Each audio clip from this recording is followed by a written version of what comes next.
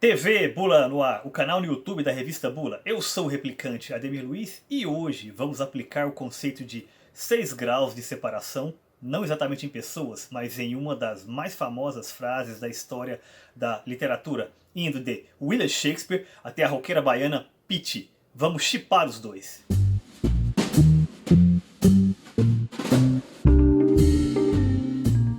A teoria dos 6 graus de separação foi desenvolvida pelo psicólogo Stanley Milgram, que propôs a seguinte ideia. Qualquer pessoa no mundo está separada de uma outra, pode ser em qualquer lugar. Uma pode estar no Azerbaijão e a outra nos Países Baixos, por, no máximo, outras 4 pessoas. Ou seja, entre a pessoa A e a pessoa B, tem aqui nesse meio 4 pessoas. Ou seja, a pessoa A vai conhecer uma cara, que vai conhecer outro cara, que vai conhecer outro cara, que vai conhecer outro cara, que fatalmente vai conhecer a pessoa B. Stanley Milgram tentou provar essa teoria propondo que as pessoas enviassem cartas para qualquer indivíduo aleatório e a par... Hã? O quê? Como assim? O que são cartas? Tá bom. Tio Ademir explica.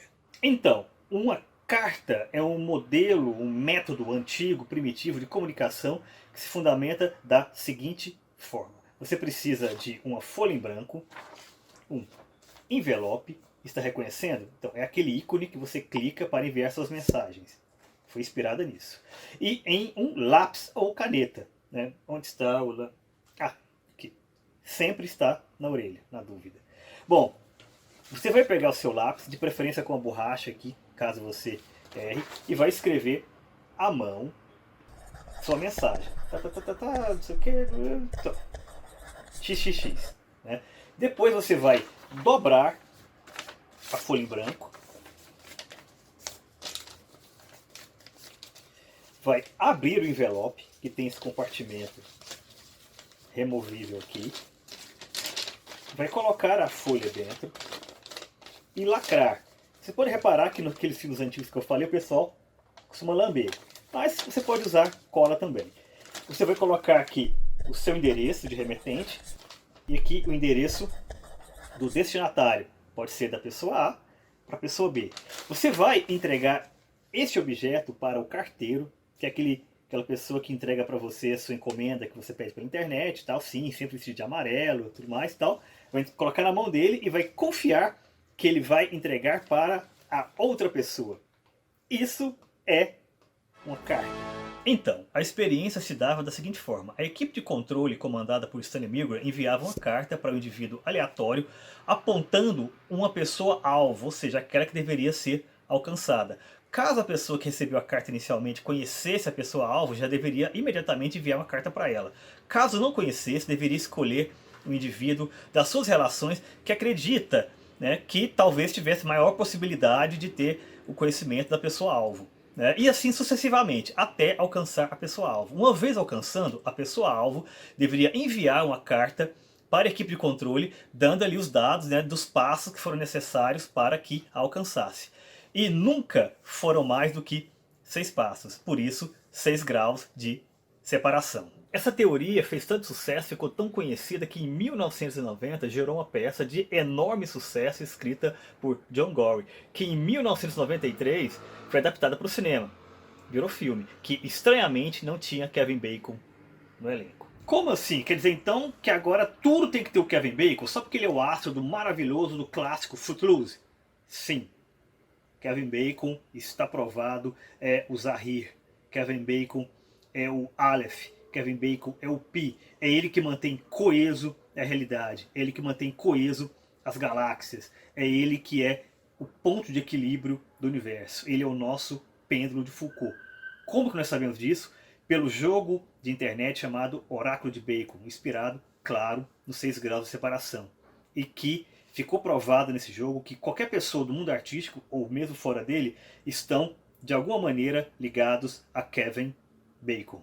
Tem um exemplo interessante disso na internet. A nossa Fernanda Montenegro atuou junto com Benjamin Bratt nesse filme, O Amor nos Tempos do Cólera, que claro adapta o romance do Gabriel Garcia Marques. Por sua vez, Benjamin Bratt atuou ao lado de Kevin Bacon em O Lenhador. Portanto, Fernanda Montenegro é ligada a Kevin Bacon em nível 2. Esse negócio funciona mesmo. Mas vamos ao que interessa. Se Drummond escreveu, ó, sejamos pornográficos, docemente pornográficos. Vamos adaptar para, sejamos pós-modernos, docemente pós-modernos. Entre 1610 e 1611, Shakespeare escreveu que para muitos estudiosos de sua obra é talvez sua última peça, A Tempestade, uma comédia. Não exatamente por ser engraçadinha, embora tenha ali os seus momentos de alívio cômico, mas por ter um final feliz. Conta basicamente a história de Próspero, duque de Milão, que está exilado em uma ilha com a sua filha Miranda. Ele desenvolveu ali poderes mágicos e usando esses poderes ele faz uma tempestade, ele evoca a tempestade que provoca o naufrágio do navio do irmão dele, Antônio, que lhe usurpou o ducado. Qual que é o seu objetivo? Devolver o poder para sua filha, para Miranda. Em um determinado momento da peça, quase ali no fim, no quinto ato, na cena 1, Miranda diz o seguinte: que milagre! Que soberbas criaturas aqui vieram! Como os homens são belos! Admirável mundo novo que tem tais habitantes. Esta frase tornou-se icônica, é uma exaltação à beleza, à inteligência, à criatividade, sobretudo à potencialidade do ser humano. Tudo que nós podemos ser e o belíssimo mundo novo que podemos construir. Séculos depois, no ano de 1932, o escritor inglês Aldous Huxley, percebendo que ao mesmo tempo que havia um grande avanço técnico, tecnológico, havia também o avanço de políticas totalitárias tomando conta do mundo.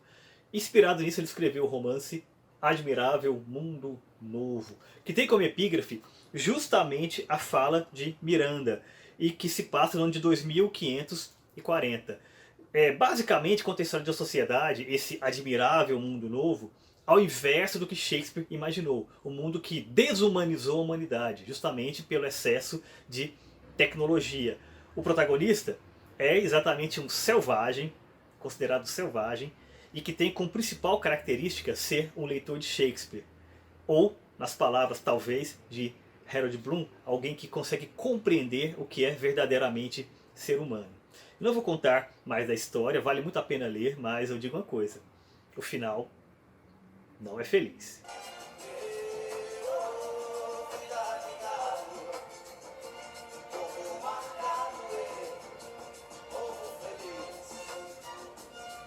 No ano de 1979, o cantor, músico e compositor brasileiro Zé Ramalho lançou em seu segundo álbum a canção Admirável Gado Novo, inspirado, claro, no romance de Aldous Huxley. Só que pegando essa reflexão que o Huxley fez sobre o destino da humanidade, ele colocou ali um temperozinho brasileiro, de crítica social, mas falou também desse ser humano que se desumaniza, que se transforma numa espécie de gado, apenas seguindo o rebanho e atendendo cegamente às ordens do poder totalitário. Se você pensou que ultimamente os rebeldes estão se rebelando pelo direito e pelo dever de obedecer, e também reparou que os diferentões estão cada vez mais iguais, e lembrou de Rebelião das Massas de Ortega y Gasset, você merece um doce. Mas a coisa vai além.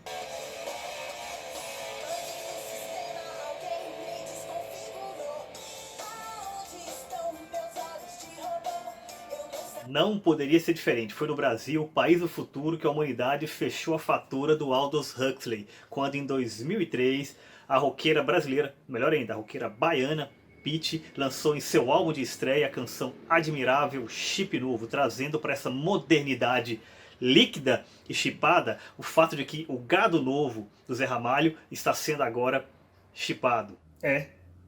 E assim caminha a humanidade, caminhando para o fim do sonho proposto por Shakespeare em A Tempestade.